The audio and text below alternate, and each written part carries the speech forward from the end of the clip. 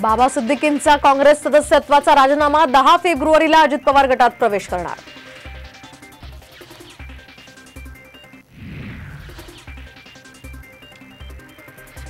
बालेकिल्ला कोणाचा नसतो, जनतेचा असतो। ते राजीनामा देणारे नाहीत घेणारे, जरांगे पाटलांचा भुजबळांवर हल्लाबोल।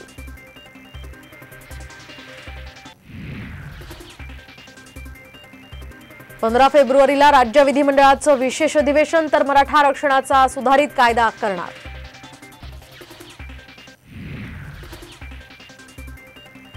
फेब्रुवारीच्या शेवटच्या आठवड्यात इंडिया आघाडीची पहिली जाहीर सभा होण्याची शक्यता। मुंबईत सभा घेण्यासाठी नेत्यांचे प्रयत्न सुरू।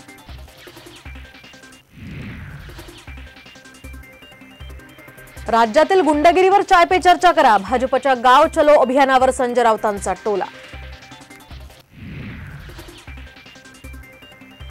पंकजा मुंडेंबाबत केंद्रीय नेतृत्व चांगला निर्णय घेईल। राज्यसभेच्या उमेदवारीवरून फडणवीसांचं सूचक विधान, तर कालच्या बैठकीत राज्यसभेसंदर्भात चर्चा झाली नसल्याची स्पष्टोक्ती।